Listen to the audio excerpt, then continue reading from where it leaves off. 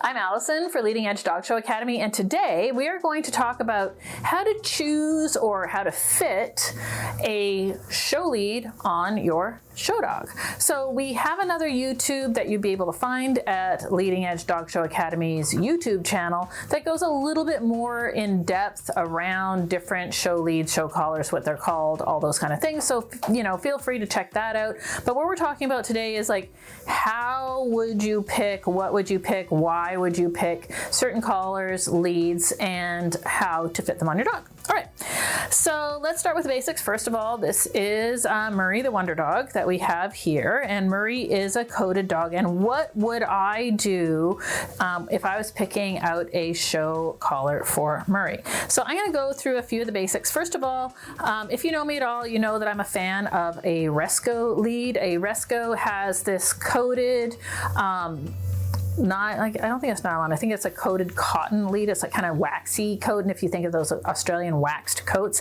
and it has this slider clip here, right? So it's not a slip chain, or we used to refer to them as choke chains.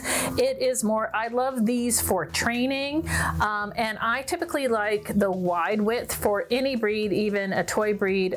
For training, I might switch to a narrower one as they are trained, again, for a toy breed. And when it comes to Rescos, there's also a Rescos with this kindness piece in it. Both of them would be fit on your dog the same way. These are even, you know, better sometimes for training, for helping our dogs. But either way, this is what a Resco type lead looks like. Okay, so Rescos, you don't really need to fit them to your dog because they come in two different thicknesses. They come in 3/8 or 3/16. This is the 3/8 width.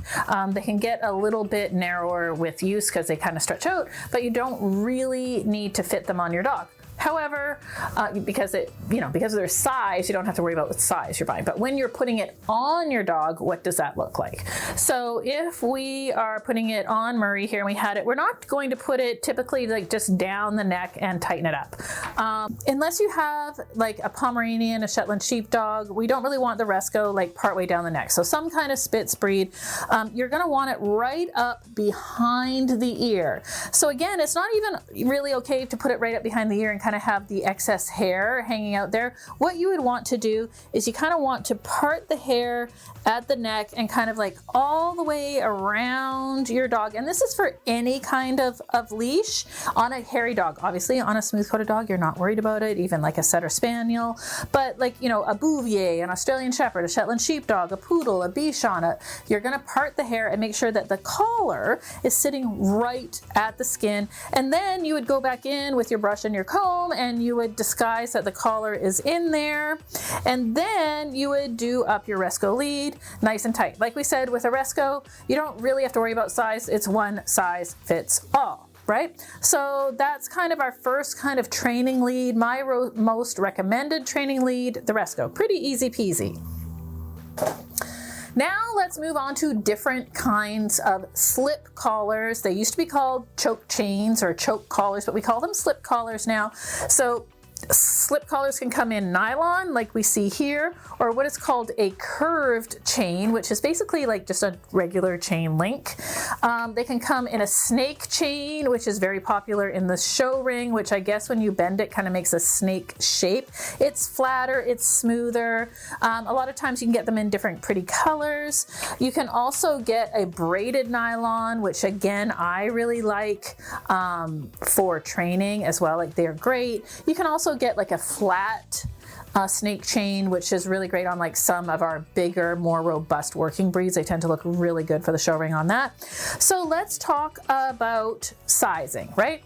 So first of all, when we put our lead on our show dog, we want it, the handler is always on the right side of the dog, therefore the dog is on the left side of the handler. We want the collar in most breeds to work this way, so that when we pull up here's the dog's neck, when we pull up, it's nice and taut around the dog's neck, and then when we let go, it loosens up, right?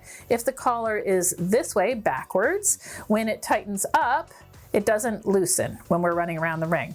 So the way that we like to say that we do that is, we look at the lead and it kind of looks like the letter P, and then we slip it over our dog's head. So when you are slipping it over your dog's head, you want to have a little bit of lead coming out. So for me on Murphy the Wonder Dog here, this lead, most people would probably say this is a correct length of lead because it has approximately like 2 inches once it is kind of, taut around the dog's neck. Again, remember we would part the hair at the skin, place the collar at the skin. Otherwise you could get the wrong measurement if it's sitting on top of a lot of coat. So this is typically going to be the right length of lead. It goes all the way around your dog's neck and has an extra 2 inches.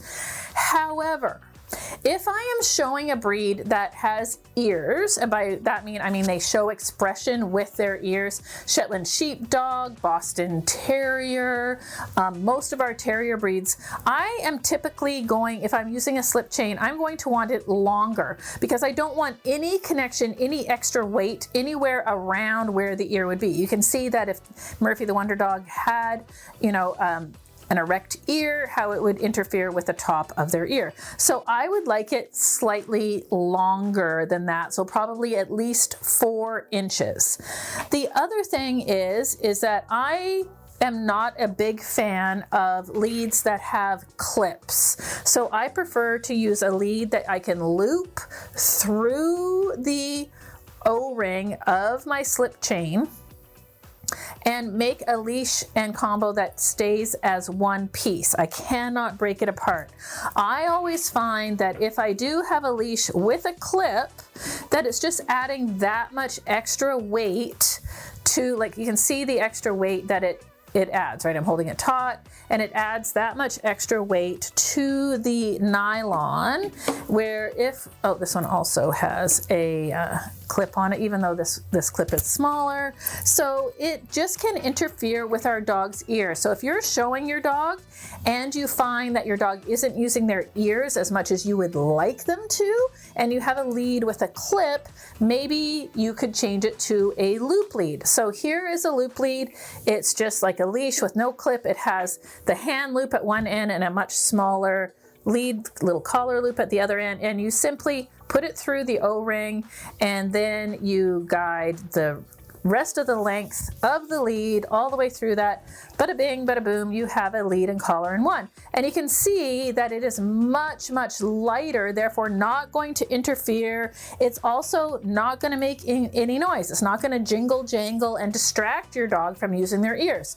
A lot of times I get a question about dogs not using their ears in the ring, and a lot of times people are using a metal collar with a metal clip, and it's making noise that is distracting to our dogs. Now, the other thing that I like to do when I'm showing my dogs, I want to know how long the lead is, because I want to get that lead out of the way when I'm stacking my dog. That means I like it to be up and around my neck whenever possible. So on a very short lead, that's not going to happen, right? Because it's not going to be able to go all the way around my knee. It's going to keep falling down. It can land on top of your dog, all of those kinds of things. So I like my lead to be much longer so it can go all the way around, whether I'm standing up with my dog on the floor, whether I have my dog on the table.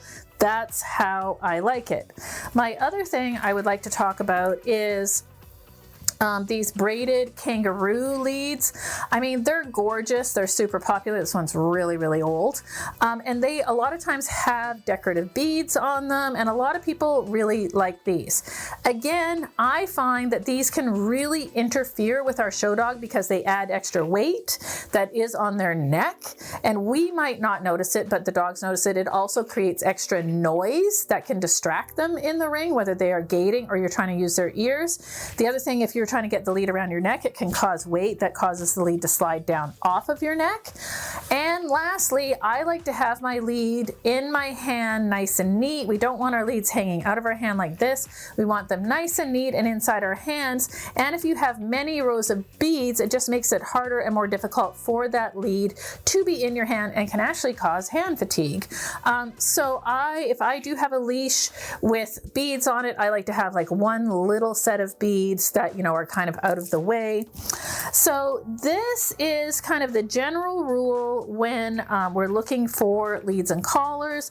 Obviously, if you had a small dog like Murphy the Wonder Dog and you had a big long collar like this, I would say that this collar is too long. For me, I am always going to err on the side of my collar being a little bit too long. I think that's preferable than a little too short.